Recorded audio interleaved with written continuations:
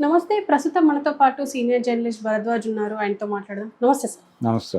Sir కవిత, కల్వకుంట్ల కవిత ఎవరైతే ఉన్నారో ఆమె ప్రస్తుతం డిప్యూటీ సీఎం మీద ఒక కమెంట్ చేశారు. అది కూడా ఆయన డిప్యూటీ సీఎం అవ్వడం ఏపీ ప్రజల కర్మ అన్నట్టుగా, అసలు ఆయన ఒరిజినల్ పొలిటీషియన్ అసలు కానే కాదు అన్నట్టుగా మాట్లాడుతున్నారు. దాని గురించి మీరేం చెప్తారు? అంటే నేను సీరియస్ పొలిటీషియన్గా అతన్ని తీసుకోను అంది ఆవిడ. అలాగే ఆవిడ జనరల్గా పవన్ కళ్యాణ్ తమిళనాడు గురించి మాట్లాడిన విషయాలు, పర్టికులర్గా హిందీ భాషని రుద్దటం గురించి వాళ్ళు మాట్లాడిన మాటల్ని కౌంటర్ చేస్తూ పవన్ కళ్యాణ్ కొన్ని మాటలు మాట్లాడారు. అంటే తమిళనాడు ప్రభుత్వం వైపు నుంచి లేకపోతే డిఎంకే పార్టీ నుంచి హిందీని ఇంపోజ్ చేయటం మీద వచ్చిన స్టేట్మెంట్స్ని తిప్పికొడుతూ పవన్ కళ్యాణ్ రియాక్ట్ అయిన పద్ధతి మీద ఈవిడ్ని క్వశ్చన్ అడిగాడు. ఒక ఇంటర్వ్యూలో భాగంగా ఒక యాంకర్ అడిగిన ప్రశ్నకి ఆవిడ రియాక్ట్ అవుతూ నేను అతన్ని సీరియస్ పొలిటీషియన్గా పరిగణించను అంది ఆవిడ.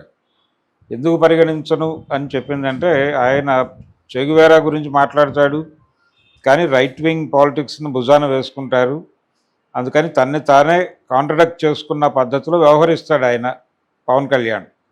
అలాంటి వాడిని సీరియస్ పొలిటీషియన్గా ఎలా స్వీకరించాలి అని ఆవిడ మాట్లాడుతూ, అయితే దురదృష్టవశాత్తు ఆయన పక్క రాష్ట్రానికి ఉప ముఖ్యమంత్రి అందావిడ.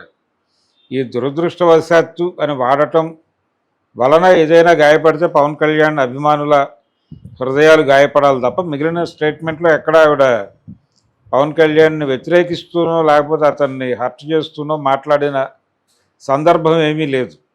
ఉన్న విషయమే మాట్లాడింది ఆవిడ.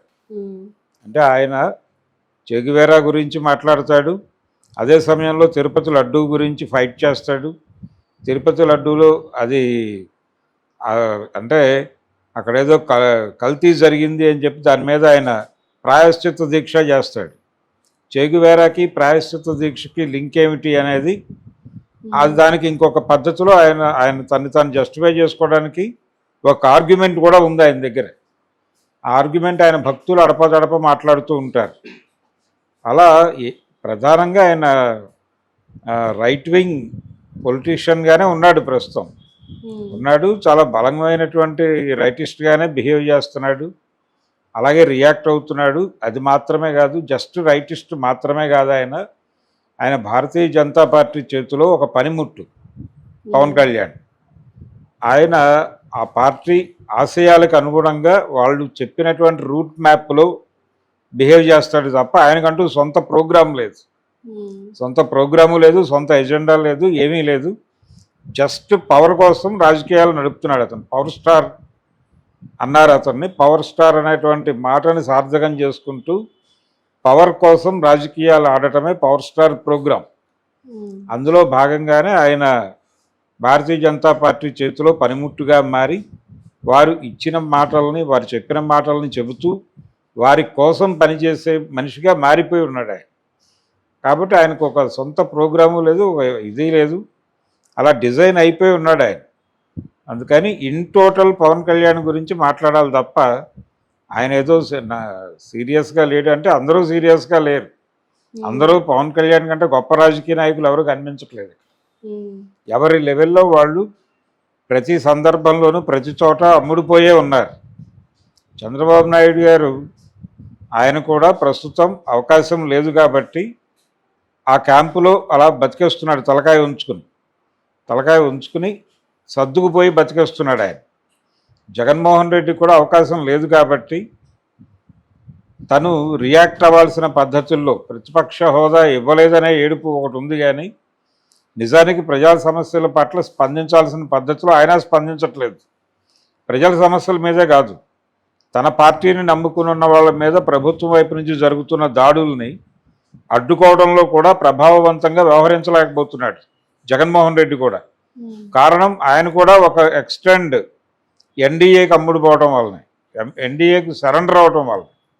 అందుకని వీరు ఎక్కువ వారు తక్కువ అని కాదు, అందరినీ ఇన్ టోటల్ కంట్రోల్లో పెట్టుకున్నటువంటి భారతీయ జనతా పార్టీ నడిపిస్తున్నటువంటి ఒక రాజకీయ క్రీడ నడుస్తోంది ఆంధ్రప్రదేశ్లో.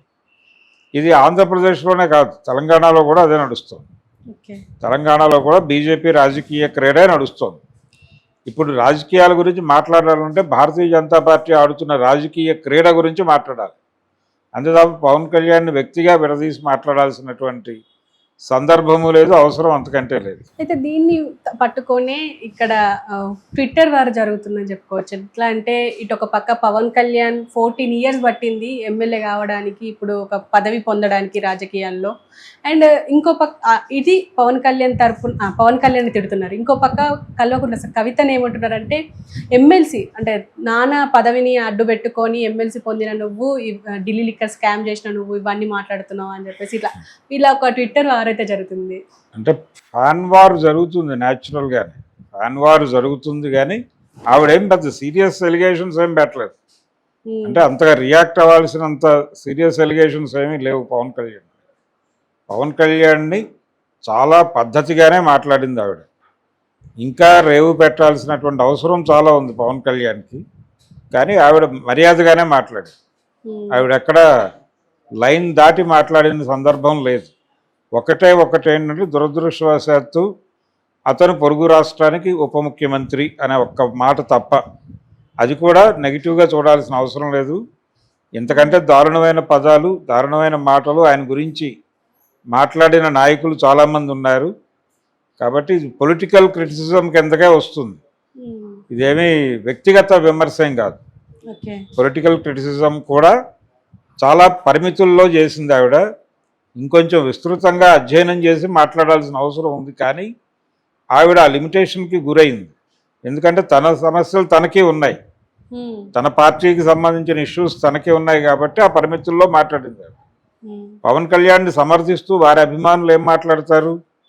వారు అంటే మీరేదో వారసత్వ రాజకీయాల్లో వచ్చారు, ఆయన వారసత్వం లేదని చెప్తున్నారు, కానీ ఆయనకి వారసత్వం ఉంది. ఆయన ప్రజారాజ్యం కొనసాగింపులో భాగంగా జనసేన అయ్యాడు. కాకపోతే ప్రజాస్వామ్యంలో ఏ పార్టీకైనా తనని తాను ఎమర్జీ చేసుకోవడానికి కొంచెం టైం పడుతుంది. అదే టైం నిజానికి ప్రజారాజ్యంకి వితౌట్ టైం అది పవర్లోకి వస్తుంది అనుకున్నారు ఆ రోజున. అంటే రామారావు గారు పార్టీ పెట్టి 9 నెలల్లో అధికారంలోకి వచ్చాడు, మనం పార్టీ పెట్టి 8 నెలల్లో అధికారంలోకి వద్దాం అనుకునే పెట్టారు అది. అయితే అది వర్కౌట్ అవ్వలేదు. 17 సీట్లో ఎన్నో వచ్చినాయి, అక్కడ ఆగిపోయారు వాళ్ళు. ఆ పరిస్థితిని అర్థం చేసుకుని ఆయన వెళ్ళిపోయాడు. రాజకీయ అంటే పార్టీనే క్లోజ్ చేసి వెళ్ళిపోయాడు ఆయన, చిరంజీవి గారు. అయితే ఉంటే బాగుండేది అనే అభిప్రాయం పవన్ కళ్యాణ్కి ఉంది. ఆ ఉద్దేశంతో ఆయన పార్టీ పెట్టుకున్నాడు. అది వారసత్వం, అది కూడా వారసత్వమే. అదేదో సొంత క్రియేషన్ కాదు, ప్రజారాజ్యానికి ఎక్స్టెన్షను. అది ఉంటే బాగుంటుంది అని అనుకున్నాడు, పెట్టాడు. ఆ పెట్టిన పార్టీని జనంలోకి తీసుకెళ్ళటానికి, జనం నుంచి తన గేమ్ నడిపించడానికి ఆయనకు కొంత టైం పట్టింది. ఆ మేరకు ఆయన కృషి చేస్తూనే ఉన్నాడు నిరంతరం.